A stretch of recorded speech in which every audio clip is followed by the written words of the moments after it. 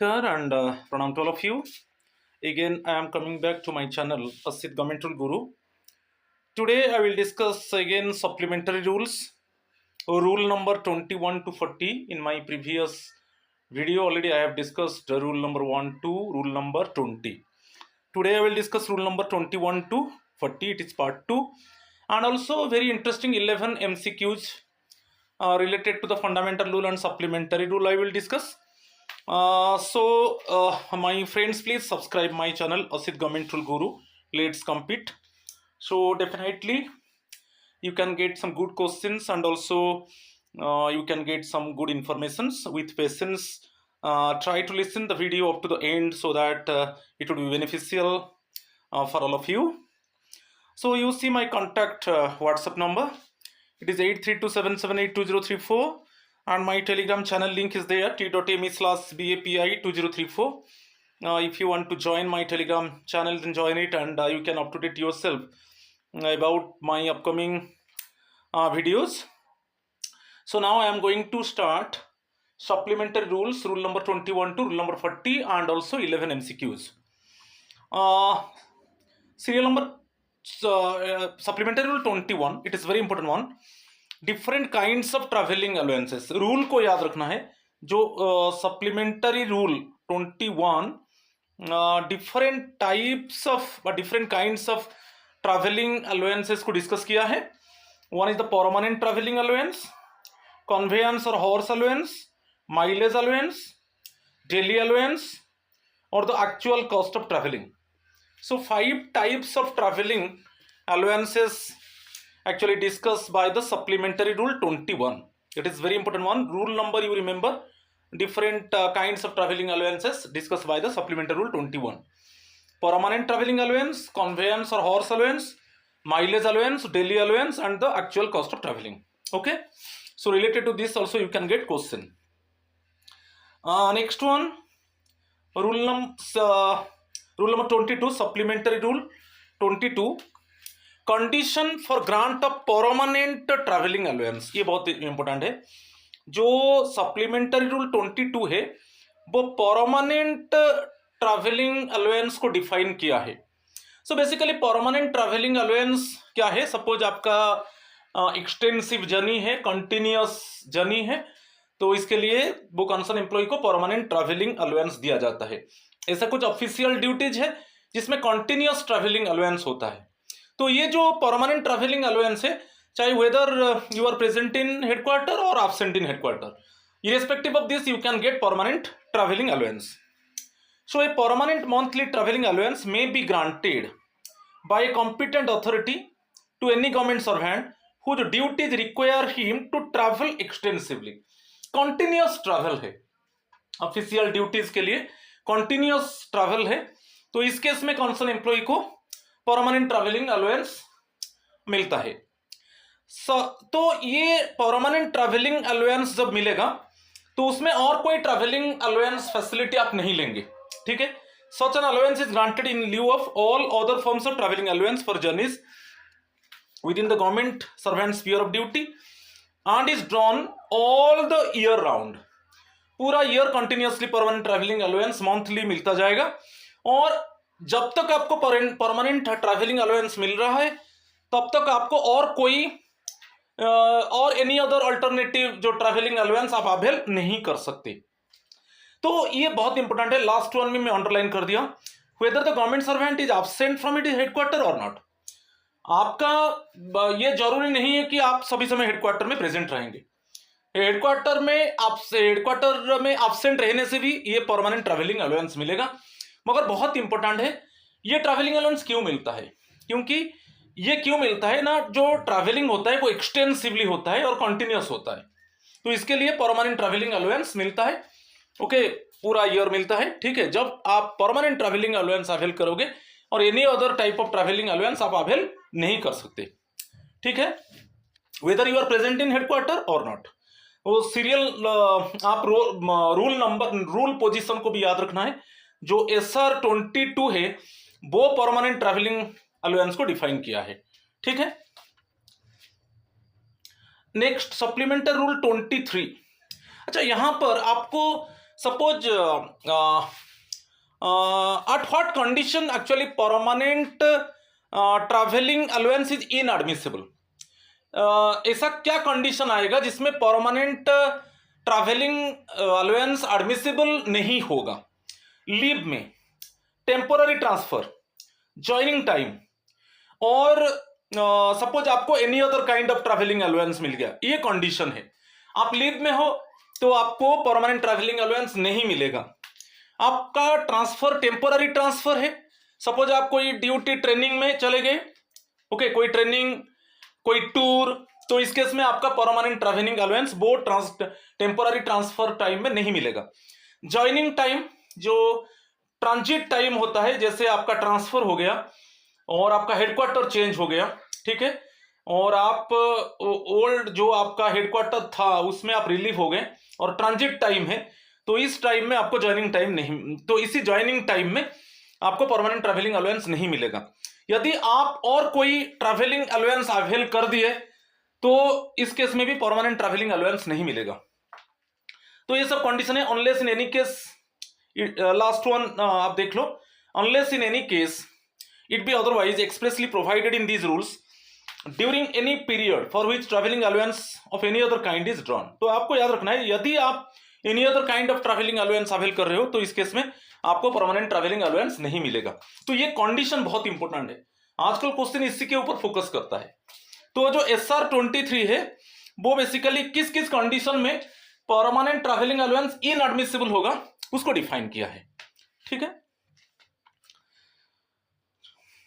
Next one, supplementary rule 24, permanent travelling allowance combination of post. Suppose आप more than one post अभी आपको मिला, कोई एडिशनल चार्ज मिल गया, आपका ओरिजिनल पोस्ट में आप हो, आपको कोई एडिशनल चार्ज मिल गया, एडिशनल पोस्ट का चार्ज मिल गया, और सपोज अभी आप 2 पोस्ट में इंचार्ज हो, आपका ओरिजिनल पोस्ट है और एक एडिशनल चार्ज मिल गया, ये दोनों में परमानेंट ट्रैवलिंग अलाउंस है, ठीक है, दोनों में एक्सटेंसिव जर्नी करना पड़ता है, तो दोनों में एक्चुअली परमानेंट ट्रैवलिंग अलाउंस है। तो इसमें आप जो एक लिमिट होता है, जो भी आपको अदर अलाउंसेस मिलता है तो यहां पर परमानेंट ट्रैवलिंग अलाउंस उससे ज्यादा नहीं होगा। तो यहां पर मैं लिख देता हूं, यहां पर जो permanent travelling allowance always less than sum of other allowances, sum of जो अदर अलाउंसेस आपको मिल रहा है, सम ऑफ अदर अलाउंसेस, ये एक कंडीशन है, ठीक है। जो भी अदर अलाउंसेस मिल रहा है कभी भी परमानेंट ट्रैवलिंग अलाउंस उससे ज्यादा नहीं होगा, ठीक है। और इसमें भी और क्लियर है, जो आप जो ट्रैवलिंग एक्सपेंस करते हो उसको कवर अप करने के लिए आपको बेसिकली परमानेंट ट्रैवलिंग अलाउंस मिलेगा, ठीक है। तो वही एक combination of post, when a government servant holds either substantively or in an officiating capacity 2 or more post, to each of which a permanent traveling allowance is attached। Suppose आप 2 or more post में आपको charge मिला और every post में permanent travelling allowance है, तो उसमें clearly दे दिया he may be granted such permanent travelling allowance not exceeding the total of all the allowances. तो यहां पर मैं अभी लिखा था कि यहां पर याद रखना है, जो परमानेंट ट्रैवलिंग अलाउंस जो मिलेगा it is not greater than sum of other allowances, sum of other allowances, जो भी आपको अदर अलाउंसेस मिल रहा है इससे ज्यादा नहीं होगा, ठीक है, ये कंडीशन है। और नेक्स्ट, आज ए कॉम्पिटेंट अथॉरिटी में consider to be necessary in order to cover the travelling expenses which he has to incur. आप जो भी इनकर करोगे, आपका जो बेसिकली ट्रैवलिंग में जो भी एक्सपेंसेस होगा उसको पूरा कवर अप कर दिया जाएगा, ठीक है। मगर इसमें बहुत इंपॉर्टेंट है, जो भी आपको परमानेंट ट्रैवलिंग अलाउंस मिलेगा 2 और मोर पोस्ट में, वो कभी भी एक्सीड नहीं करेगा अदर अलाउंसेस को, ठीक है। सप्लीमेंटरी रूल 25 को चलेंगे, ये बहुत इंपॉर्टेंट है। जो कन्वेयंस अलाउंस होता है, कन्वेयंस, आप suppose you are using your own motor car और यूजिंग योर बाइक, और इस केस में ऑफिशियल ड्यूटीज आप करते हो, you are doing official duties and by using your own car और by using your own bike, तब आपको कन्वेयंस अलाउंस मिलता है। और हॉर्स अलाउंस, सपोज ऐसा है आपको जो एनिमल हॉर्स है उसका भी देखभाल करना पड़ता है ऑफिशियल ड्यूटीज के लिए। इसमें क्या है, आप you need the help of horse, तो उसका जो मेंटेनिंग के लिए आपको भी हॉर्स अलाउंस मिलता है। तो ये सप्लीमेंट्री रूल ये बहुत इंपॉर्टेंट है। SR 25 को याद रखिए, ये कन्वेयंस अलाउंस के ऊपर है। तो आपका जो खुद जो मोटर कार की आपका जो बेसिकली व्हीकल है, ओके, जो आपका सपोज स्कूटर है कि बाइक है, उसको मेंटेन करने के लिए एक कन्वेयंस अलाउंस मिलता है। तो ए कॉम्पिटेंट अथॉरिटी में grant on such conditions as it thinks fit to impose a monthly conveyance or horse allowance to any government servant, okay, who is required to travel extensively at or within a short distance from his headquarters under conditions which do not render him eligible for daily allowance। तो आपको जब monthly conveyance allowance मिलेगा तब उस case में आपको daily allowance नहीं मिलेगा, क्योंकि सपोज आपका जैसे हमारा एक ट्रांसपोर्ट अलाउंस है, आप जानते हो, वो भी एक उसको भी हम कन्वेयंस अलाउंस, सपोज आप बाहर में रहते हो और डिस्टेंस कवर करके ऑफिस आते हो bye using your own car, by using your own bike, आप याद करते हो कि नहीं, तो मंथली आपको एक ट्रांसपोर्ट अलाउंस मिलता है। ठीक है, तो ये जो ट्रांसपोर्ट अलाउंस, ये कन्वेयंस अलाउंस वैसा ही होता है। ठीक है, एक मंथली कन्वेयंस अलाउंस और हॉर्स अलाउंस मिलता है, जो एक एक्सटेंसिव जर्नी होता है, जो शॉर्ट डिस्टेंस आप कवर करते हो, चाहे it means from place to headquarter and headquarter to certain place. तो उस केस में जब आपको कन्वेयंस अलाउंस मिलेगा तब आपको डेली अलाउंस नहीं मिलेगा। ठीक है, ये याद रखना है। सो आपको मंथली कन्वेयंस अलाउंस मिल रहा है तो आपको जो डेली अलाउंस नहीं मिलेगा। तो बेसिकली हमारा जो सेंट्रल गवर्नमेंट एम्प्लॉइज है, हमको ट्रांसपोर्ट अलाउंस मिलता है, तो वो भी एक कन्वेयंस अलाउंस होता है, क्योंकि हम जो डिस्टेंस कवर करते हैं everyday by using our own it means car, by using our own bike, तो उसको मेंटेन करने के लिए ये मंथली कन्वेयंस अलाउंस मिलता है। और हॉर्स अलाउंस, जो सपोज हम एनिमल का हेल्प लेते हैं ऑफिशियल ड्यूटीज में, हॉर्स का हेल्प लेते हैं ऑफिशियल ड्यूटीज में, तो उसको भी जो अलाउंस मिलता है जो मेंटेन के लिए, तो वो भी मंथली कन्वेयंस और हॉर्स अलाउंस वो कहा जाता है। ये सप्लीमेंट्री रूल 25 है। ठीक है, supplementary rule 26, conveyance or horse allowance when drawn, a conveyance or horse allowance is drawn all the year round is not forfeited during absence from headquarters। ये बहुत इंपॉर्टेंट है। आप हेडक्वार्टर से absent हो तो उस केस में भी आपका कन्वेयंस और जो हॉर्स अलाउंस है वो फॉरफिट नहीं होगा। ये बहुत इंपॉर्टेंट है कि आपका ये आ सकता है कि हेडक्वार्टर में एब्सेंट हो गया तो ये जो मंथली कन्वेयंस अलाउंस है कि हॉर्स अलाउंस है वो बंद हो जाएगा, ऐसा नहीं होगा। And may be drawn in addition to any other travelling allowance admissible under these rules. ये कन्वेयंस अलाउंस मिलेगा और जो भी आपको ट्रैवलिंग अलाउंस एडमिसिबल है वो भी उसके साथ एडिशन होगा। मगर हम देखा था परमानेंट ट्रैवलिंग अलाउंस यदि मिलता है और कोई भी ट्रैवलिंग अलाउंस आप अवेल नहीं कर सकते, मगर यहां पर एक बहुत इंपॉर्टेंट है, आपको कन्वेयंस अलाउंस मिलेगा प्लस एडिशनल, सपोज एडमिसिबल है, सपोज जस्टिफाइबल है कि आपको और कोई ट्रैवलिंग अलाउंस आप अवेल करोगे तो एडिशनल कोई एडिशनल ट्रैवलिंग अलाउंस भी आप अवेल कर सकते हो। ठीक है, ठीक है, तो ये बहुत इंपॉर्टेंट है, कंबाइन हो सकता है। तो मंथली कन्वेयंस अलाउंस मिल रहा है और कोई भी आप सपोज आप एलिजिबल हो, एंटाइटल हो, और कोई ट्रैवलिंग अलाउंस वो भी उसके साथ ऐड हो सकता है। ठीक है, और ये जो में अभी बताया था कि जो कन्वेयंस अलाउंस है upkeep of A motor car और मोटरसाइकिल, क्योंकि खुद आपका कार और खुद का जो मोटरसाइकिल है आप यूज करते हो तो उसका मेंटेनिंग के लिए ये एक मंथली कन्वेयंस मिलता है, क्योंकि आप ऑफिशियल ड्यूटीज के लिए आपका जो एक्सटेंसिव जर्नी होता है, ओके, एक शॉर्ट डिस्टेंस आप एवरीडे कवर करते हो। ठीक है, तो इस केस में क्या होगा कि आपको कोई माइलेज अलाउंस और डेली अलाउंस नहीं मिलेगा। शैल नॉट ड्रॉ माइलेज और डेली अलाउंस, ये याद रखना है। ना आपको माइलेज अलाउंस मिलेगा ना आपको डेली अलाउंस मिलेगा, ये दोनों नहीं मिलेगा। यदि आप मंथली कन्वेयंस अलाउंस लेते हो तो आपको माइलेज अलाउंस और डेली अलाउंस नहीं मिलेगा, ये बहुत इंपॉर्टेंट है, ठीक है। यदि आपको एक्सेप्ट ऑन सच कंडीशंस, यदि अथॉरिटी चाहता है तो वो आपको माइलेज अलाउंस और डेली अलाउंस वो अलाउ कर सकता है, मगर नॉर्मली जब आप कन्वेयंस अलाउंस आपको मंथली कन्वेयंस अलाउंस मिलता है तो उस केस में आपको माइलेज अलाउंस और डेली अलाउंस नहीं मिलेगा, ठीक है। ये बहुत इंपॉर्टेंट है, राइट। तो ये सप्लीमेंट्री रूल 26 है। नेक्स्ट को चलेंगे सप्लीमेंट्री रूल 27, कन्वेयंस और horse allowance during leave and joining time. आप तीन चीज हम देखेंगे, लीव, ज्वाइनिंग टाइम और टेम्पोररी ट्रांसफर। ये तीनों चीज, यहां पर टेम्पोररी ट्रांसफर को भी ऐड कर दीजिए, टीएमपी टेम्पोररी ट्रांसफर भी हम देख लेंगे, ठीक है।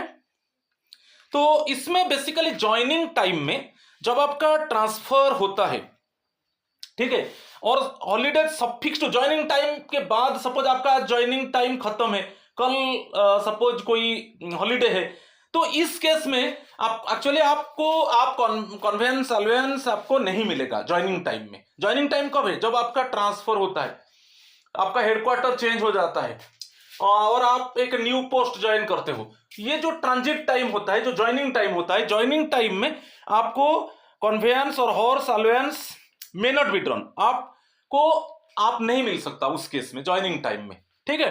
तो ज्वाइनिंग टाइम में कन्वेयंस अलाउंस और हॉर्स अलाउंस आपको नहीं मिलेगा। अदर केस में क्या है? Leave joining time. सपोज हम देखेंगे सर लीव और टेम्पोररी ट्रांसफर।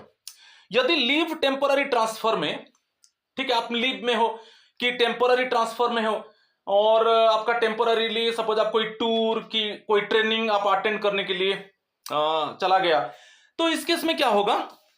यदि आपका जो एनिमल बेसिकली हॉर्स का मेंटेनिंग के लिए आप पैसा खर्च करते हो और उसको जस्टिफाई करते हो, तो उस केस में आपको हॉर्स अलाउंस मिलेगा, उस केस में हॉर्स अलाउंस मिलेगा। मगर जनरली एनिमल को छोड़ दो, बेसिकली नॉर्मली आप लीव में हो और आपका टेम्पोररी ट्रांसफर है, उस केस में आपको कन्वेयंस अलाउंस नहीं मिलेगा, ठीक है। मगर इसमें क्लियरली दे दिया कि he continue to maintain the animal. Animal का बात आता है, यदि हॉर्स अलाउंस आप लेते हो और आप लीव में हो कि आपका टेम्पोररी ट्रांसफर हुआ है, आप कोई ट्रेनिंग और ड्यूटी में चले गए, उस केस में आपका हॉर्स का मेंटेनिंग के लिए तो आप खर्च कर रहे हो, तो उस केस में आपको हॉर्स अलाउंस मिलेगा, हॉर्स अलाउंस मिलेगा, ओके। मगर अदर केस में बेसिकली नॉर्मली आप लीव में हो और आपका टेम्पोररी ट्रांसफर हुआ है, तो उस केस में बेसिकली आपको कन्वेयंस अलाउंस नहीं मिलेगा, ठीक है। इसमें भी क्लियर दे दिया। ओनली आप याद रखिए मेंटेन द एनिमल, इस केस में आपको हॉर्स अलाउंस मिलेगा, चाहे आप लीव में हो और कि आप टेम्पोररी ट्रांसफर है, उस टाइम में भी आपको हॉर्स अलाउंस मिलेगा। मगर अदर केस में कोई एनिमल ऐसा अटैच नहीं है, नॉर्मल केस में, okay. Other here it is given a horse और other animal is not attached, जो नॉर्मल केस में जैसे आप कन्वेयंस अलाउंस ले रहे हो, ओके, आपका एक्सटेंसिव जर्नी है, ऑफिशियल ड्यूटी के लिए एवरी डे आप कुछ डिस्टेंस कवर कर रहे हो, ठीक है। तो बेसिकली आप देख लीजिए, जो पोस्टल केस में एवरी डे आपको लेटर सपोज आपको देना है, कुछ डिस्टेंस आपको कवर करना है और वहां पर लेटर को डिलीवर करना है, कि ये सब केस में क्या होता है कि सपोज जो रेलवे का मेल सर्विस है वहां पर डिलीवर करना पड़ता है, तो इस केस में क्या है, जो एक्सटेंसिव जर्नी होता है तो इसके लिए मंथली कन्वेयंस अलाउंस मिलता है। और इस केस में सपोज आप लीव है कि टेम्पोररी ट्रांसफर है, तो इस केस में कन्वेयंस अलाउंस नहीं मिलेगा। एनिमल, यहां पर एनिमल को मत जोड़ो, ठीक है। तो basically joining time, leave, temporary transfer, इस केस में आपको कन्वेयंस अलाउंस नहीं मिलेगा। मगर इसमें याद रखना है, यदि आपको कोई हॉर्स अलाउंस मिल रहा है और आप लीव में हो कि सपोज आप टेम्पोररी ट्रांसफर आपका हो गया है, आप कोई ड्यूटी सपोज कोई ट्रेनिंग और कोई ड्यूटी में आप चले गए, तो उस केस में आपको हॉर्स अलाउंस मिलेगा, ठीक है। मगर अदर केस में कन्वेयंस अलाउंस नहीं मिलेगा, ठीक है। ये सप्लीमेंट्री रूल 7A बताया है। कोई एनिमल अटैच नहीं है, नॉर्मली आप लीव में हो और आपका टेम्पोररी ट्रांसफर हुआ है, तो उस केस में आपको कन्वेयंस अलाउंस नहीं मिलेगा। और भी हम डिस्कस कर दिया कि ज्वाइनिंग टाइम में तो बेसिकली आपको कन्वेयंस अलाउंस और हॉर्स अलाउंस नहीं मिलेगा, ठीक है। अभी माइलेज अलाउंस, ये बहुत इंपॉर्टेंट है। सप्लीमेंट्री रूल 29 याद रखना है, supplementary rule 29 mileage allowance. Suppose mileage allowance को हम देखेंगे बाय रोड की बाय रेल की बाय एयर की बाय शिप, ठीक है। इसको आगे में पूरा डिस्कस करेंगे। तो ये mileage allowance is an allowance calculated on the distance travelled which is given to meet the cost of a particular journey. तो ये डेफिनेशन दे दिया। ये एक ऐसा अलाउंस है जो हम कैलकुलेट करता है, just we calculate the distance covered, और इसको हम क्यों ये अलाउंस देते हैं कि to meet the cost of a particular journey, ठीक है। तो ये बहुत इंपॉर्टेंट है। Mileage allowance is supplementary rule 29 को आप याद कीजिए, इसके रिलेटेड रूल के रिलेटेड क्वेश्चन आ सकता है, ठीक है। चलो next one, supplementary rule 30 principles of calculation of mileage allowance for the purpose of calculating mileage allowance a journey between two places. हाँ, हम जब कैलकुलेट करते हैं शॉर्टेस्ट डिस्टेंस हम देखेंगे ईच एंड एवरी टाइम। आपको माइलेज अलाउंस जब चाहे आप ट्रेन में कवर कर रहे हो कि बाय आप रोड कवर कर रहे हो, तो शॉर्टेस्ट डिस्टेंस देखा जाता है और जो चीपेस्ट फेयर होगा उसको लिया जाएगा, ठीक है। तो मेनली बेसिकली जो रूट्स है शॉर्टेस्ट रूट को हम देखेंगे, okay, by the shortest of 2 or more practicable roots. और यदि सपोज आप शॉर्टेस्ट रूट कवर नहीं कर रहे हो, मगर फिर भी आपका आप शॉर्टेस्ट रूट नहीं कवर कर रहे हो मगर आपका फेयर चीप है, तो वो चीप फेयर को हम लेंगे, ठीक है। तो इस केस में बहुत इंपॉर्टेंट है, कॉमन चीज है, जब आप माइलेज अलाउंस आपको मिलता है तब आप शॉर्टेस्ट रूट को कवर कीजिए। Different alternative routes are there but always you choose the shortest route. तो शॉर्टेस्ट रूट के हिसाब से आपका माइलेज अलाउंस को कैलकुलेट किया जाएगा, चाहे बाय रोड जर्नी हो कि बाय रेल जर्नी हो। शॉर्टेस्ट रूट को आप always you prefer shortest route, ठीक है। इसमें और ज्यादा हम डिस्कस नहीं करेंगे। यहां पर दे दिया the shortest root is that bye is the shortest root में क्या है, आप शॉर्ट ड्यूरेशन में आप डिस्टेंस को कवर कर लोगे, वही शॉर्टेस्ट रूट है, ओके। शॉर्ट ड्यूरेशन कम रहेगा, आप डिस्टेंस कवर कर लेंगे। और in case of doubt a competent authority may decide which shall be regarded as the shortest of 2 or more roots. अभी तो बेसिकली हम गूगल से चेक कर लेते हैं डिस्टेंस को, शॉर्टेस्ट रूट को। यदि आप कोई डिस्टेंस कवर कर रहे हो तो गूगल में शॉर्टेस्ट रूट और शॉर्टेस्ट डिस्टेंस देखा देता है, ठीक है। तो ऑलवेज आपको रिमेंबर करना है कि आपको सभी समय शॉर्टेस्ट रूट इसमें डिफाइन किया गया है कि शॉर्टेस्ट रूट क्या है, ये within less duration actually we can cover the distance. यदि कॉम्पिटेंट अथॉरिटी को डाउट होता है और वो चेक कर सकता है, ठीक है। और एक बीट सी बहुत इंटरेस्टिंग है, रूट तो शॉर्टेस्ट नहीं है मगर फेयर चीप है, ठीक है। तो if a government servant travels by route which is not the shortest, जिस रूट में आप ट्रैवल कर रहे हो वो शॉर्टेस्ट नहीं है मगर जो फेयर है वो चीपर है, तो उसी को हम प्रीफर करेंगे, कोई प्रॉब्लम नहीं है, ठीक है। तो जो रूट में आप ट्रैवल कर रहे हो वो शॉर्टेस्ट नहीं है मगर फेयर चीप है, ठीक है। तो उसको बेसिकली लिया जाएगा। तो ये ऑप्शन को देखना है, ठीक है। तो ऑलवेज शॉर्टेस्ट रूट को प्रीफर करना है जब आप ट्रैवल कर रहे हो। तो तब इस केस में हम कैलकुलेट करेंगे माइलेज अलाउंस।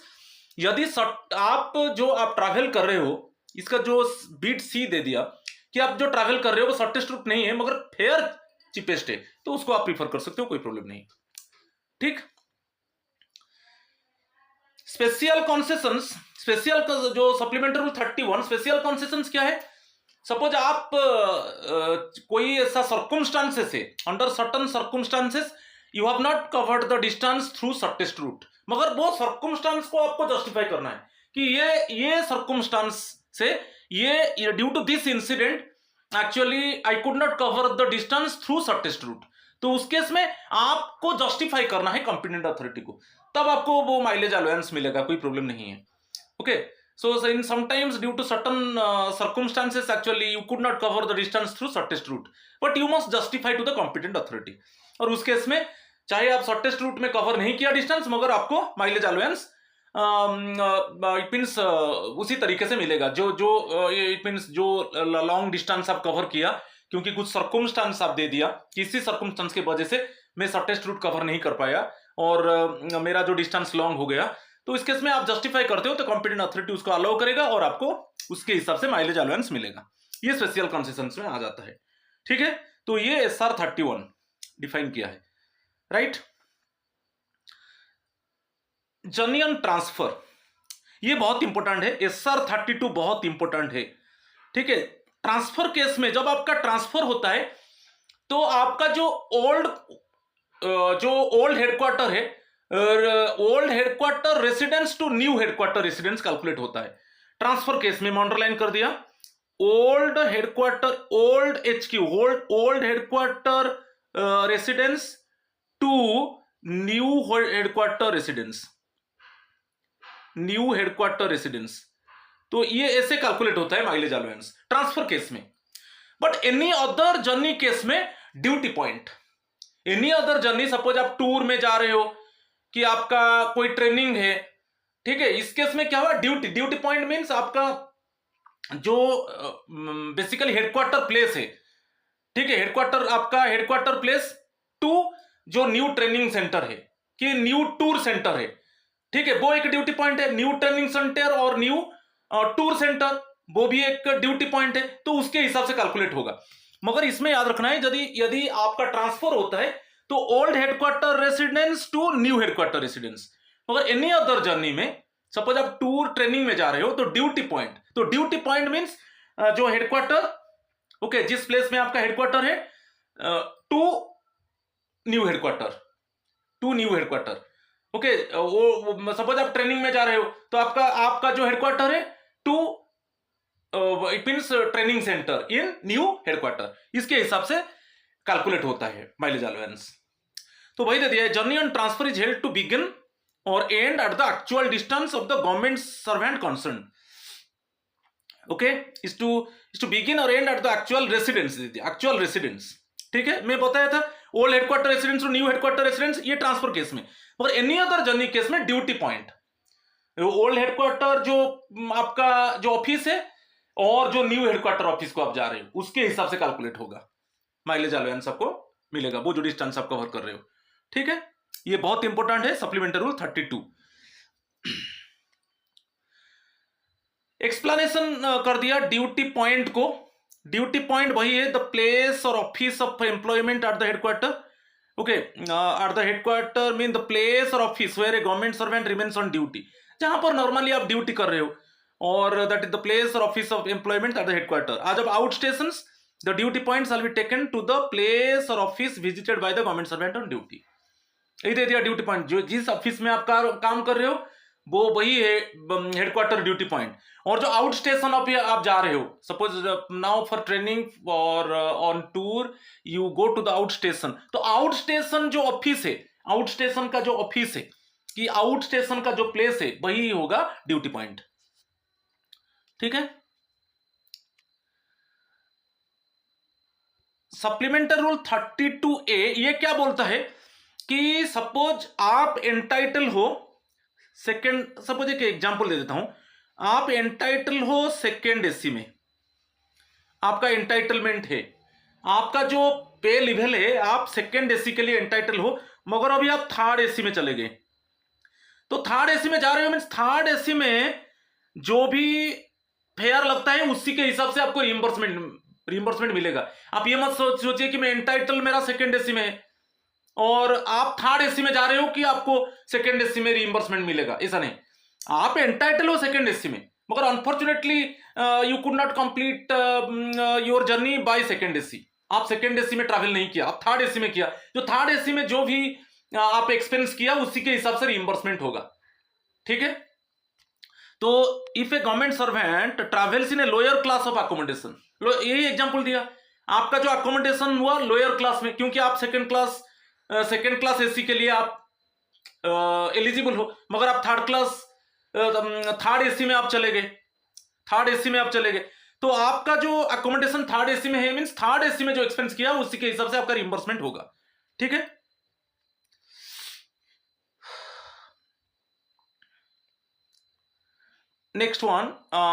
इसमें और एक चीज मैं बता देता हूं, सपोज आपका एंटाइटलमेंट है थर्ड एसी, ये आपका एंटाइटलमेंट है, ये आपका एंटाइटलमेंट है थर्ड एसी, मगर आप ट्रैवल किया सेकेंड एसी में, तो सेकेंड एसी का फेयर ज्यादा होगा। आप जो ट्रैवल किया सेकेंड एसी में ट्रैवल किया, तो इसमें कैसे रिइंबर्स होगा? रिइंबर्समेंट जो होगा थर्ड एसी के हिसाब से होगा, इसके हिसाब से रिइंबर्समेंट होगा, थर्ड एसी के हिसाब से होगा, क्योंकि आप थर्ड एसी के लिए एंटाइटल हो, आप सेकेंड एसी के लिए एंटाइटल नहीं हो। मगर आपका ट्रैवलिंग हायर क्लास में हो गया, सेकेंड एसी में आप चले गए, मगर आपको जो रिइंबर्समेंट मिलेगा थर्ड एसी के हिसाब से रिइंबर्समेंट मिलेगा। ठीक है, तो different rates for different classes of journey. आप जानते हो डिफरेंट क्लासेस है, सपोज आप बाय रेल की, बाय सीप की, बाय एयर, आप जो पे लेवल है पे लेवल के हिसाब से वो फिक्स है, डिफरेंट रेट्स है, तो उसको आगे में हम डिस्कस करेंगे। तो mileage allowance is differently calculated. जैसे आप बाय रोड है, mileage allowance by road, mileage allowance by rail, mileage allowance by air, mileage allowance by sea per fleet, वो अलग अलग रेट्स होता है पे लेवल के हिसाब से। ठीक है, राइट। तो ये सप्लीमेंट्री रूल 33 बोल रहा है, different rates for different classes of journey. ठीक है, ये रूल को यहां पर याद रखना है। ठीक है, तो ये मत मानिए कि by road, by rail, by air, by ship वो सेम रेट्स होगा, रेट्स डिफरेंट है पे लेवल के हिसाब से। चलो एसआर 34 देखेंगे, सप्लीमेंट्री रूल 34, वही क्लासेस ऑफ अकोमोडेशन दे दिया कि आप सपोज में अभी बताया कि सपोज आप एंटाइटल हो सेकेंड एसी में, एंटाइटल हो सेकेंड एसी में, एंटाइटल हो। ठीक है, ये आप एंटाइटल हो, आप एंटाइटल हो सेकेंड एसी में, मगर आप इट मींस फर्स्ट क्लास में चले गए। ओके, आप जो आपका जो ट्रैवल रहा वो हायर क्लास में रहा, ये आप फर्स्ट क्लास एसी में चले गए, तो फर्स्ट क्लास एसी के लिए तो आप एलिजिबल नहीं हो, आप एंटाइटलमेंट सेकेंड एसी के लिए है। आप हायर सपोज अकोमोडेशन ले लिया, मगर जो आपको रीइंबर्समेंट मिलेगा, फर्स्ट क्लास एसी में ज्यादा आप पैसा खर्च किया, मगर आपको जो रीइंबर्समेंट मिलेगा एंटाइटलमेंट के हिसाब से मिलेगा, सेकेंड एसी के हिसाब से मिलेगा। तो समझ रहे हो, जो आपका एंटाइटलमेंट है उसी एंटाइटलमेंट के हिसाब से रीइंबर्समेंट होगा। ठीक है, तो वही दे दिया यहां पर। ठीक है, ये बहुत इंपॉर्टेंट है सप्लीमेंट्री रूल 34। तो आपका जो एंटाइटलमेंट है बेसिकली रेलवे को इंपॉर्टेंस दिया है यहां पर। आप सेकेंड एसी में एंटाइटल हो तो उसी के हिसाब से आपको रिइंबर्समेंट मिलेगा। यदि आप सपोज हायर अकोमोडेशन में चले गए, उसमें आपका जो एक्सपेंडिचर रहा ज्यादा रहा, मगर आपका जो रिइंबर्समेंट होगा तो आपको सेकेंड एसी आपका एंटाइटलमेंट के हिसाब से होगा। वही डिस्कस किया है सप्लीमेंट्री रूल 34। ठीक है, चलो नेक्स्ट वन, स्पेशल कंसेशंस। इसमें क्या है, कुछ स्पेशल रीजन है जिसमें आप हायर अकोमोडेशन ले लिया, आपको ऐसा कुछ सर्टन सर्कुमस्टांसेस आपको दिखाना होगा, सर्टन सर्कुमस्टांसेस दिखाना होगा कि सर्टन सर्कुमस्टांसेस और due to urgency higher accommodation में चला गया, हायर अकोमोडेशन, आप हायर अकोमोडेशन में आप चले गए, तो उसको आपको कॉम्पिटेंट अथॉरिटी को जस्टिफाई करना है। ऐसा कुछ ऑफिशियल ड्यूटी था, तो आपका जो एंटाइटलमेंट है सेकेंड एसी है, मगर इसमें टिकट नहीं था, तो आप फर्स्ट क्लास एसी में चले गए, फर्स्ट क्लास एसी में चले गए, तो आपको जस्टिफाई करना है क्योंकि मुझे ऑफिशियल ड्यूटी में जाना था, सेकेंड एसी में टिकट नहीं था। ओके, और मुझे बहुत अर्जेंसी में मैं फर्स्ट एसी में, तो जस्टिफाई करना है। यदि आप हायर अकोमोडेशन लेते हो तो ऐसा कुछ सर्कमस्टांस आपको जस्टिफाई करना है। यदि कॉम्पिटेंट अथॉरिटी उसको अप्रूव करता है तो जो हायर अकोमोडेशन में आप जो भी एक्सपेंस किया उसके हिसाब से रिइंबर्समेंट मिलेगा। मगर ये स्पेशल कंसेशन है, ये एसआर 35 बोल रहा है। ठीक है, SR 36 rate of mileage allowance. तो ये जो रेट जो फिक्स होता है basically, except in the case of journey and transfer, the mileage allowance admissible to a government servant in respect of a journey by rail is a single fare of the class. देखिए, आप चाहे part part जा रहे हो, suppose आपका जो आप shortest distance cover करोगे, मगर आपको suppose one station to another station आप चले गए, वहां से फिर आप ट्रेन ट्रेन में और एक जगह को जो डेस्टिनेशन को चले गए, तो इसके जो single fare of the class of accommodation actually used but not exceeding the fare of the class to which is entitle. Suppose आप एक प्लेस है, सपोज आपको जाना है, आपका स्टार्ट हो गया जर्नी ए, आपको सी को जाना है, मगर आप इसी को आगे स्टेशन बी को आगे, फिर स्टेशन बी से स्टेशन सी को चले गए, आपका डेस्टिनेशन यही है, ए टू सी जाना है, मगर आप ए टू बी गए, station A to station B, then station B to station C, तो ऐसे एक, तो इसमें एक सिंगल रेट ऑफ, उसमें जो फेयर होगा हम देखेंगे उसके हिसाब से फिक्स होगा, क्योंकि जो शॉर्टेस्ट डिस्टेंस हम देखेंगे, शॉर्टेस्ट डिस्टेंस के हिसाब से आपका जो एंटाइटलमेंट है उसी के हिसाब से कैलकुलेशन होगा, ठीक है। तो मगर ट्रांसफर केस में क्या होता है, ट्रांसफर केस में जैसे आप जो एंटाइटलमेंट, सपोज आप सेकंड एसी में एंटाइटल हो, चले गए, आपका जो पर्सनल इफेक्ट वो ट्रक में जाएगा, चाहे आप ट्रक में ले सकते हो और कि आप गुड्स ट्रेन में ले सकते हो, ठीक है। आपका कन्वेयंस, सपोज आपका व्हीकल है, उसको आप गुड्स ट्रेन में ले सकते हो, तो वहां पर डिफरेंट हो जाता है। मगर इस केस में क्या होगा, यदि आप वही accept in the case of journey जन ट्रांसफर, ट्रांसफर केस में डिफरेंट हो जाता है। आप सपोज सेकंड एसी में एंटाइटल हो, आपका जो ट्रैवलिंग अलाउंस विद फैमिली वो सेकंड एसी में होगा, आपका जो पर्सनल इफेक्ट, आपका जो कमोडिटीज है, चाहे आप गुड्स ट्रेन में ले सकते हो और ट्रक में ले सकते हो, ठीक है, और आपका कन्वेयंस जो है, आपका व्हीकल है, आप गुड्स ट्रेन में ले सकते हो और बाय रोड में ले सकते हो, तो ये सब है। मगर इस केस में एक single fare of the class of accommodation को चूज किया जाएगा, ठीक है। ये सर 36 बोल रहा है, ठीक है।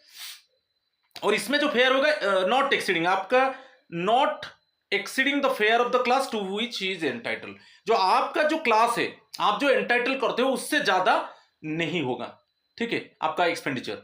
चाहे आप ऐसे जा सकते हो, ए टू बी चले गए, बी टू सी चले गए, तो इसमें मगर आपका यही है, जो इनिशियल जर्नी ए से स्टार्ट हुआ, आपका डेस्टिनेशन सी है, मगर इसमें आप डिफरेंट जा रहे हो, मगर इसमें क्या है, आपका जो एंटाइटलमेंट के हिसाब से आपको रिइंबर्समेंट मिलेगा, ठीक है। अच्छा, यहां पर थ्रू बुकिंग है, SR 38 बुकिंग वही है, पार्ट जर्नी हो जाता है, पार्ट जर्नी, ठीक है। पार्ट जर्नी जब हो जाएगा, सपोज वही है, आप station A to station B चले गए, station B to station C चले गए, station C to station D चले गए, तो यही है आपका, तो डेस्टिनेशन डी है। ये पार्ट जर्नी में सपोज क्या हुआ, उसमें सपोज ए टू बी आपका एंटाइटलमेंट के हिसाब से आप चले गए, मगर बी टू सी आप हायर अकोमोडेशन में चले गए, आप हायर अकोमोडेशन में चले गए। सपोज आप सेकंड के एसी के लिए एंटाइटल हो, इसमें ए टू बी आप सेकंड एसी लेकर गए आपका एंटाइटलमेंट के हिसाब से, मगर बी टू सी आप फर्स्ट क्लास एसी में चले गए, और सी टू डी अगेन आपको आपका एंटाइटलमेंट के हिसाब से चले गए, मगर आपका जो रीइंबर्समेंट होगा वो आपका एंटाइटलमेंट के हिसाब से ही होगा, ओनली सेकंड एसी में होगा, ठीक है, समझ में आया। तो ये बहुत इंपॉर्टेंट है। और एक बार सपोज ए टू बी और डेस्टिनेशन, एक्चुअली डेस्टिनेशन वही है, ए टू सी है, मगर इसमें आपका आप सेकंड एसी के लिए एंटाइटल हो, सेकंड एसी में चले गए, मगर इसमें आप फर्स्ट एसी में चले गए, मगर आपका एंटाइटलमेंट यही है, सेकंड एसी है, ठीक है। मगर जो station B to station C आप कवर किया वो first class AC higher accommodation हो गया, यह हायर अकोमोडेशन हो गया, मगर आपका एंटाइटलमेंट सेकंड एसी है, तो सेकंड एसी के हिसाब से आपको रिइंबर्समेंट मिलेगा, ठीक है। और ये शॉर्टेस्ट रूट मेन देखा जाएगा, आपका पार्ट जर्नी कोई प्रॉब्लम नहीं, शॉर्टेस्ट रूट देखा जाएगा और आपका एंटाइटलमेंट के हिसाब से ही आपको रिइंबर्समेंट मिलेगा, ठीक है।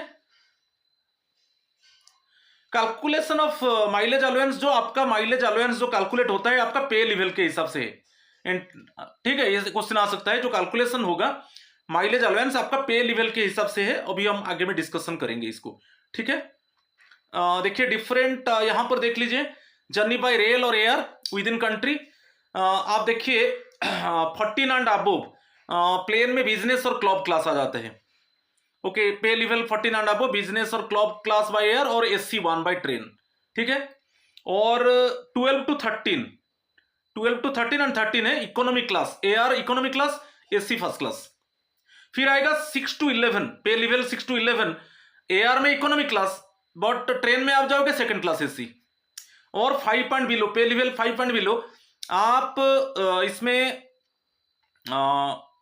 फर्स्ट क्लास, ठीक है, SC थर्ड और SC chair car by train, आप यदि ट्रेन में जा रहे हो SC थर्ड, ठीक है, इसमें 5 पॉइंट बिलो में आपको प्लेन का फैसिलिटी नहीं मिलेगा, SC थर्ड मिलेगा, यहां पर प्लेन का फैसिलिटी नहीं मिलेगा, यहां पर एसी थर्ड मिलेगा और एसी चेयर कार मिलेगा। ठीक है, इसमें ऐसे डिवाइड किया गया है, आप देख लीजिए। ठीक है, ये जर्नी बाय रेल और air with in the country. ठीक है, क्लियर। नेक्स्ट यहां पर देखेंगे, सपोज प्रीमियम और प्रीमियम तत्काल ये दे दिया, travel entitlement for the journey in premium, premium तत्काल सुविधा, शताब्दी, राजधानी, डुरंटो और अभी वंदे भारत, वंदे भारत को भी ऐड कर दीजिए। इसमें आप ट्रैवल कर रहे हो तो pay level 12 and above executive और AC first class, pay level 12 and above executive और AC first class as for available highest class. 6 to 11 आप इस तरीके का ट्रेन में जा रहे हो एसी सेकंड क्लास, शताब्दी ट्रेन में जा रहे हो चेयर कार। ठीक है, और 5 and below AC third class chair car. तो इसमें याद रखिए 12 एंड अबव आप जो फर्स्ट क्लास एग्जीक्यूटिव और AC first class, Duronto, Rajdhani, Shatabdi, Vande Bharat, ये सब केस में AC first class 12 and above, pay level 12 and above. 6 to 11 AC second class chair car in Shatabdi train, और 5 and below AC third class और चेयर कार। ठीक है, नेक्स्ट यहां पर माइलेज अलाउंस को देख लो बाय रोड, ये माइलेज बाय रोड हम देखेंगे। ठीक है, माइलेज अलाउंस तो 14 and above, 14 and above actual fair by any type of public bus including AC बस। जब पे लेवल 14 एंड अबव आप एसी बस में ट्रैवल कर रहे हो तो actual fair, public bus including AC बस, पब्लिक बस में जाना है इंक्लूडिंग एसी बस। और यदि आप एसी टैक्सी में जाते हो, when the journey is actually performed by AC taxi, जितना भी आप एसी टैक्सी में जा रहे हो तो जो भी एक्सपेंस होगा वो रिइंबर्समेंट होगा। और यहां पर suppose auto rickshaw for journeys by auto rickshaw, own car, scooter, motorcycle, moped, तो इस केस में जो फिक्स्ड रेट है उसी के हिसाब से रिइंबर्समेंट होगा। ठीक है, ये पे level 14 and above, right. Next again जो माइलेज अलाउंस है 6 to 13 है, पे लेवल 6 to 13 है, सेम रहेगा अबव में, same as above, with the exception that journey by AC taxi will not be permissible. AC taxi it means आप public bus including AC bus में जा सकते हो, मगर एसी टैक्सी यहां में अवेल आप नहीं कर सकते इस केस में, अदर सेम है। ठीक है, जो आप जो फिक्स्ड रेट है, सपोज आप जा रहे हो कि आप एसी टैक्सी नहीं होगा, नॉर्मल टैक्सी आप अवेल कर सकते हो, और पब्लिक बस इंक्लूडिंग एसी बस। ठीक है, मगर यहां पर आपको पे लेवल 6 to 13 है, AC taxi will not B admissible. 4 and 5 पे level actual fair by any type of public बस other than AC bus, AC bus में आप अवेल नहीं कर सकते। और बाकी जो फिक्स्ड रेट है, चाहे आप कार, स्कूटर, मोटरसाइकिल, इसमें जो फिक्स्ड रेट है उसके हिसाब से रिइंबर्समेंट मिलेगा। 3 and बिलो में एक्चुअल फेयर बाय ऑर्डिनरी बस यहां पर आ गया, और बाकी जो है ऑटो रिक्शा वही है, for journeys by auto rickshaw, own car, scooter, motorcycle, mode, जो फिक्स्ड रेट है उसके हिसाब से मिलेगा। ठीक है, ये बाय रोड हो गया। यहां पर देखिए at places where no specific rates, कोई स्पेसिफिक रेट्स नहीं है, तो उसमें आपको, आप ओन कार टैक्सी में जा रहे हो तो ₹30 पर किलोमीटर। अभी डीए 50% हो गया, तो अभी डीए जब 50% हो गया तो ये इंक्रीज हो गया, ये पहले ₹24 था, तो आप जानते हो कि जब डीए 50% होगा तब ये 25% हाइक हो जाएगा, 25% हाइक हो गया। तो जहां पर कोई फिक्स्ड रेट नहीं है तो पर किलोमीटर आपको ₹30 रिइंबर्समेंट मिलेगा, ओन कार और टैक्सी। यदि आप ऑटो रिक्शा, ओन स्कूटर इसमें जाते हो तो ये ₹15 हो गया पर किलोमीटर, मगर पहले ₹12 था। ठीक है, जहां पर कोई रेट फिक्स नहीं है, इसको थोड़ा याद रखना है। Next entitlement for journeys by sea or by river steamer, suppose for places other than, यहां पर दे दिया for places other than Andaman and Nicobar group of islands and Lakshadweep group of island. Other than Andaman and Nicobar, Lakshadweep के लिए अलग है, तो अदर प्लेसेस के लिए आप स्टीमर में जा रहे हो तो 9 and above highest class, 9 and above highest class, 6 to 8 lower class if there be 2 classes, यदि 2 क्लास होता है तो लोअर क्लास में जाओगे, पे level 6 to 8। 4 and 5 if 2 classes lower class, if 3 classes middle class और सेकंड क्लास, और 4 classes third class, 4 and 5। और जो 3 and बिलो है, pay level 3 and below lowest class. ठीक है, ये बहुत इंपॉर्टेंट है, इसके ऊपर क्वेश्चन, जो 9 and above हाईएस्ट क्लास, इसके ऊपर क्वेश्चन मिल सकता है आपको। ठीक है, और 6 to 8 2 क्लासेस है, सेकंड क्लास। ठीक है, और यहां पर यदि आप ट्रैवल करते हो Andaman and Nicobar group of islands and Lakshadweep group of island, okay, by shipping corporation, by the shipping corporation of India limited, तो उसमें क्या होगा 9 and above deluxe class, 9 and above deluxe class, 6 to 8 first और ए कैबिन क्लास, और 4 and 5 second और B cabin class, और 3 and below bunk class. इसको याद रखना है, ये Lakshadweep Andaman group of islands by shipping corporation of India, right. और जो दिल्ली अलाउंस आ जाता है इंसिडेंटल एक्सपेंसेस केस में, दिल्ली अलाउंस ये भी बहुत इंपॉर्टेंट है, अभी चेंज हो गया। तो दिल्ली अलाउंसेस में आप देख लीजिए, जो आपका इंसिडेंटल एक्सपेंसेस है, जो लीव ट्रैवल कंसेशन में नहीं मिलता है, जैसे आप टूर, ट्रेनिंग, ओके, जब जा रहे हो तो आपको डीए मिलता है, तो उसमें देख लीजिए 14 and above, यदि आप होटल अकोमोडेशन, ये 9,375, अभी 50% डीए होने के बाद ये बढ़ गया, पहले यह था 7,500 था पहले, मगर अभी जब डीए 50% हो गया तब ये 25% हाइक हो गया, 25% हाइक होकर 9,375 प्लस टैक्सेस, टैक्स अलग आएगा, इसके ऊपर टैक्स आएगा, ठीक है। और एसी टैक्सी चार्जेस, यदि आप विद इन द सिटी में आप एसी टैक्सी में जो भी चार्ज दे रहे हो वो रिइंबर्समेंट होगा, और फूड बिल के लिए ₹1,500 होगा, पहले क्या था ₹1,200 था, अभी ये डीए 50% होने के बाद 25% हाइक हो गया, वो 1,500 हो गया, ठीक है। तो होटल अकोमोडेशन हो गया, एसी टैक्सी चार्जेस रिइंबर्समेंट होगा, और आपका जो फूड बिल होगा वो 1,500 होगा, ये पे लेवल 14 and above।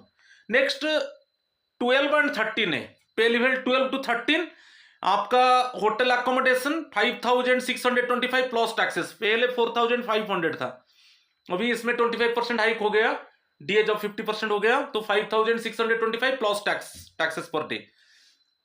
और जो एसी टैक्सी आप विद इन सिटी में अवेल करोगे up to 50 kilometre per day, up to 50 kilometre आप एसी टैक्सी यूज कर सकते हो विद इन द सिटी। और आपका जो फूड बिल होगा 1250 होगा, पहले 1,000 रुपीज था, पहले 1,000 था, अभी ये 25% हाइक होकर 1250 हो गया, ये 12 and 13, ठीक है। पे लेवल 9 to 11, पे लेवल 9 to 11 होटल अकोमोडेशन 2,813, क्योंकि ये पहले था 2,250 था होटल अकोमोडेशन, ये हो गया 2,025% हाइक होने के बाद 2,813 प्लस टैक्सेस। और इसमें जो नॉन एसी टैक्सी चार्जेस आपको मिलेगा विद इन द सिटी आप ट्रैवल कर रहे हो ₹423 per day, non AC taxi charges. तो ये पहले 338 रुपीज था, पहले 338 था, ये 25% हाइक हो गया, अभी 423 पर डे हो गया for travel with in the city. और आपका फूड बिल 1125 हो गया, क्योंकि पहले 900 था, ये इसमें 25% हाइक हो गया, 1125 हो गया per day food bill, reimbursement of food bill, ठीक है। तो पहले क्या था, अभी 50% डीए बढ़ने के बाद क्या हो रहा है मैं उसको डिस्कस कर रहा हूं। और next Delhi allowance 6 to 8, 6 to 8 में आपका जो होटल बिल ₹938 प्लस टैक्सेस, पहले ये 750 था, जो मैं लिख रहा हूं पहले था, ये 25% हाइक हो गया। और non AC taxi charges with in the city, okay, ₹281 per day, पहले 225 रुपीज था, okay. Non AC taxi charges up to ₹281 per day for travel with in the city. और आपका जो फूड बिल हो गया नॉट एक्सीडिंग 1,000 रुपीज, पहले ये 800 rupees था, अब ये 25% हाइक होकर 1,000 हो गया, ठीक है। नेक्स्ट 5 and बिलो, आपका जो होटल अकोमोडेशन अभी 563 हो गया, पहले ये 450 था, आपका होटल अकोमोडेशन 450 था, अभी डीए 50% होने के बाद वो 25% हाइक होगा 563 प्लस टैक्सेस। ऐसे भी non AC taxi charges with in the city per day ₹141, ठीक है। तो पहले ये ₹113 था, अभी 25% हाइक होकर ₹141 हो गया। और जो फूड बिल हो गया वो 625 हो गया, पहले ये 500 रुपीज था, तो उसमें 25% हाइक होकर 625 हो गया। तो ये जो है दिल्ली अलाउंस, आपका जो इंसिडेंटल एक्सपेंसेस है, चाहे होटल है कि फूड बिल है कि आप जो विद इन सिटी आप ट्रैवल कर रहे हो, जो एसी टैक्सी है कि नॉन एसी टैक्सी, कहां कहां पर चार्जेस कैसे होगा, उसके हिसाब से रिइंबर्समेंट होगा। ठीक है, अभी हम 11 क्वेश्चंस डिस्कस करेंगे। मैं बताया था कि जो सप्लीमेंटरी रूल्स है 21 to 40 में डिस्कस किया। अभी 11 questions related to fundamental and supplementary rule हम डिस्कस करेंगे। First one, fundamental rules came into effect on. आप जानते हो जो फंडामेंटल रूल इफेक्ट हुआ, कब से इफेक्ट हुआ? 1/1/1922। इसको 1922 तो हमारा याद है, मगर 1 जनवरी। तो option C is the correct answer. ठीक है, बहुत इजी था। Question number 2, special pay is granted to a government servant in consideration. आप स्पेशल पे जो मिलता है ना, स्पेशल पे आर्डुअस नेचर ऑफ ड्यूटीज, जब आपका जो नेचर ऑफ ड्यूटीज डिफिकल्ट होगा स्पेशल पे मिलेगा। Additional responsibility, specific addition to the work और रिस्पॉन्सिबिलिटी, आपका जो वर्क था, नॉर्मल वर्क था, उसमें कुछ एडिशन हो गया, कुछ एडिशनल रिस्पॉन्सिबिलिटी मिल गया, इस केस में स्पेशल पे मिलेगा। डेपुटेशन और ड्यूटी अलाउंस, ये भी एक स्पेशल पे हो गया। तो ये all of the above, answer is D. तो आपको याद रखना है जो स्पेशल पे है, आपका जो वर्क है डिफिकल्ट है, और आप जो नॉर्मल वर्क था उसमें कुछ एडिशन हो गया, कुछ एडिशनल रिस्पॉन्सिबिलिटी मिल गया, और जो ड्यूटी अलाउंस है, जो डेपुटेशन अलाउंस है, वो भी स्पेशल पे में जाता है। तो ये आंसर जो है option D is the correct answer. Question number 3, जो लीन आप देखिए, फंडामेंटल रूल 9 उसका सबसेक्शन 13 देखिए। ठीक है, लीन के ऊपर डिस्कस किया गया है। लीन एक क्या है? टाइटल है, एक एंटाइटल राइट है, एक title of a government servant. Post of a government servant नहीं है, designation of a government servant नहीं है। और इसमें जो आंसर है ए है, option A is the correct answer. Right और title of a government servant, इसमें क्लियरली मेंशन है कि आप टेक्निकल डेजिग्नेशन देकर जा रहे हो और लीन लेकर गए, तो आपका जो पेरेंट डिपार्टमेंट में आपका पोस्ट वही वैकेंसी रहेगा, पोस्ट वैकेंट रहेगा। जब न्यू डिपार्टमेंट को चले गए, ठीक है, और बेसिकली हायर पोस्ट में आप जा रहे हो, आपका जो पेरेंट डिपार्टमेंट वो लोअर पोस्ट था, अभी हायर पोस्ट में जा रहे हो, तो टेक्निकल डेजिग्नेशन देकर लीन लेकर जाओ। लीन लेने से क्या होगा? आपका पेरेंट डिपार्टमेंट का जो पोस्ट है वो वैकेंट रहेगा, और जब तक आपका प्रोबेशन पीरियड वहां पर रहेगा न्यू डिपार्टमेंट में, और जब चाहोगे आप रिटर्न आ सकते हो। मगर यदि आपका न्यू डिपार्टमेंट में प्रोबेशन पीरियड खत्म हो गया, वंस न्यू डिपार्टमेंट में आपका जब परमानेंट हो गया, तब आपका पेरेंट डिपार्टमेंट में जो आपके पोस्ट के ऊपर लीन था, जो पोस्ट आप वैकेंट था, वो फॉरफिट हो जाएगा, वो टर्मिनेट हो जाएगा।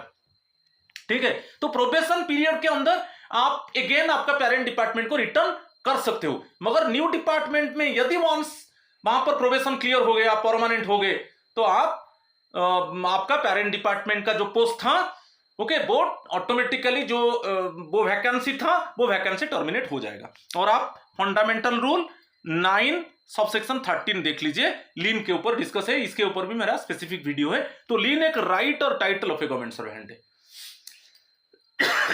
ठीक है, option A is the correct answer.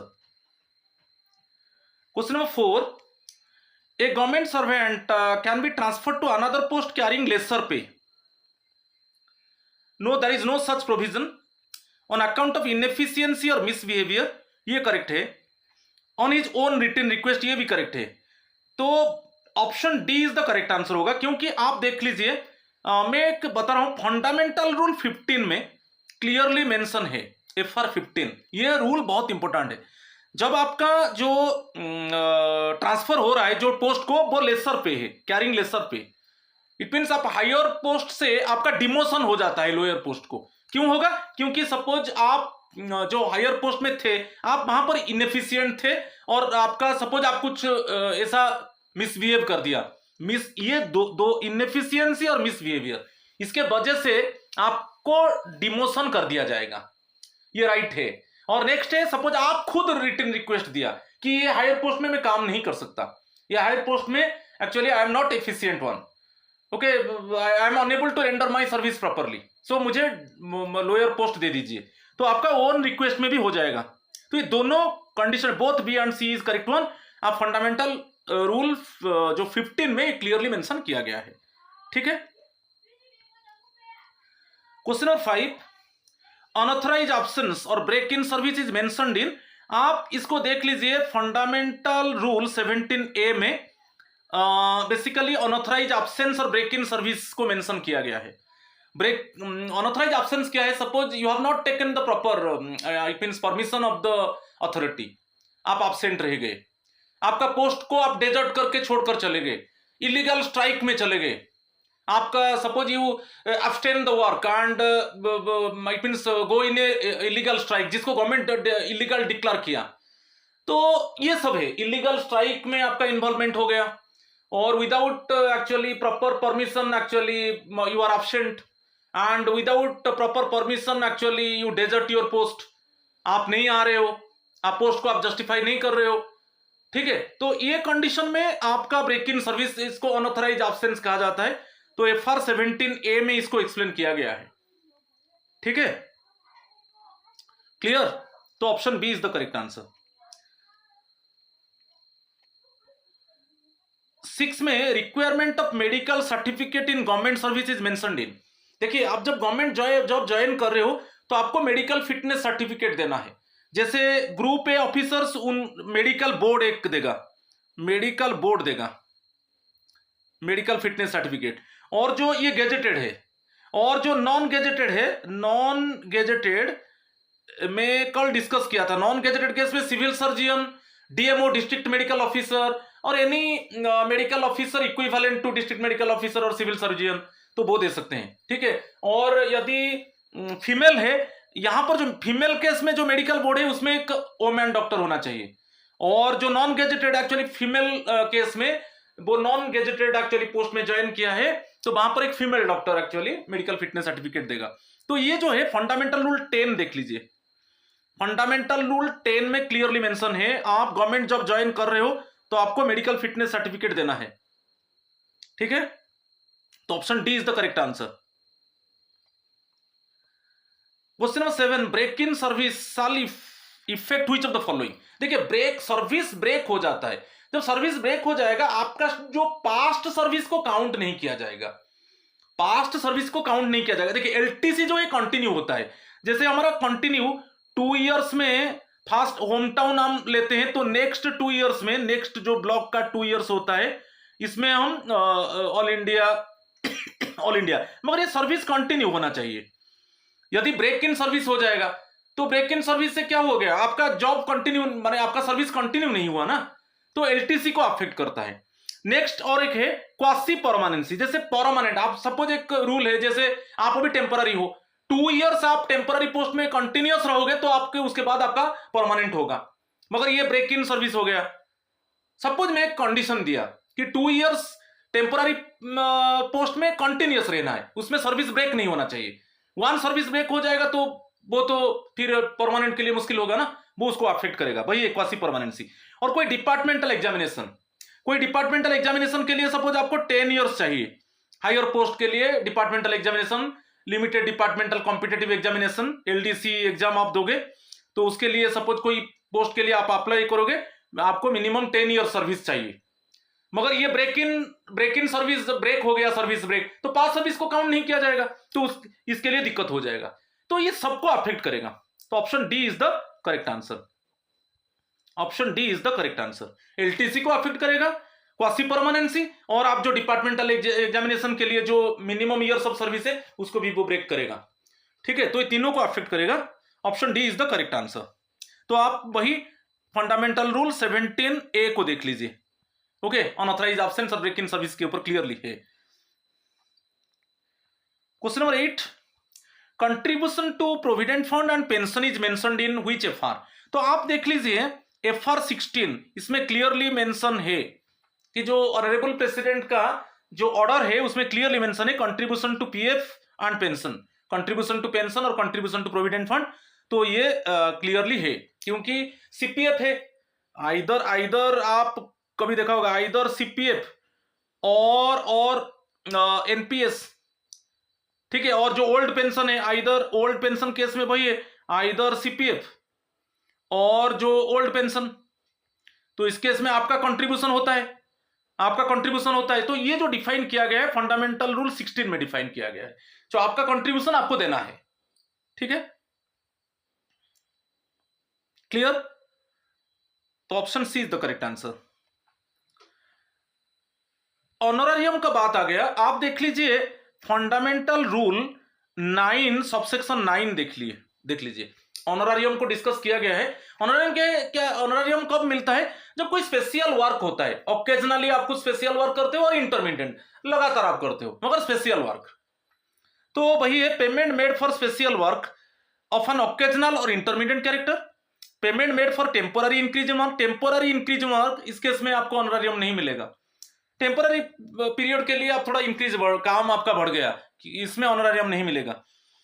For the work an employ do after office hours, office hours के बाद कुछ वर्क आप कर रहे हो, कुछ पेंडिंग वर्क कर रहे हो, तो उसके लिए ऑनरेरियम नहीं मिलेगा।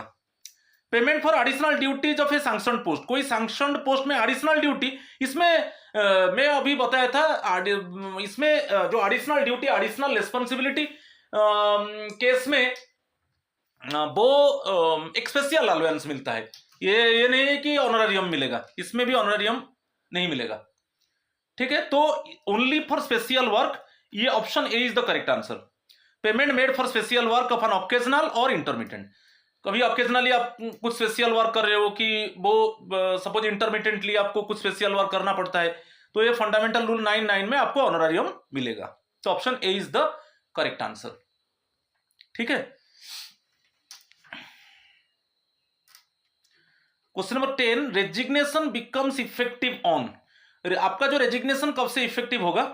The date mentioned by the government servant in his or her resignation letter, the last date of joining mentioned in his new offer letter, the date decided by the competent authority immediately after giving the resignation to his or her reporting officer. देखिए, आप जो letter दे रहे हो, आप particular date mention किया है कि मेरा रेजिग्नेशन डेट यही होगा, तो वही डेट आपका एक्चुअली उसी डेट में आपका रेजिग्नेशन इफेक्टिव होगा जो लेटर में आप मेंशन किया है। तो यही option A is the correct answer. The date mentioned by the government servant in his or her resignation letter, ये नहीं। The last date of joining mentioned in his new offer letter, ये नहीं है। The date decided by the competent authority, ये नहीं है। Immediately after giving the resignation to his or her reporting officer, ये नहीं है। तो आप जो लेटर दिया कि मैं रिजाइन करूंगा जॉब से, आप एक डेट दिया है कि मेरा इसी डेट में मेरा रेजिग्नेशन को इफेक्टिव किया जाए, तो उसी डेट से आपका रेजिग्नेशन इफेक्टिव होगा। ठीक है, तो option A is the correct answer. और आज का लास्ट क्वेश्चन देखिए, resignation can be withdrawn under the condition, आपका रेजिग्नेशन आप जो दिया है लेटर, उसको विथड्रॉ भी किया जा सकता है। किस कंडीशन में?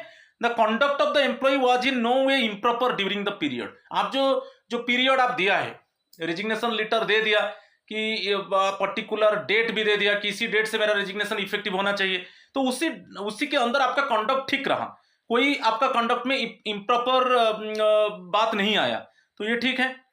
Resignation letter tendered earlier was for some compelling reasons, ऐसा कुछ कंपेलिंग रीजंस था जो बेसिकली आपको जबरदस्ती क्या जाकर आप रेजिग्नेशन लेटर दिए थे, तो ये भी एक कारण है।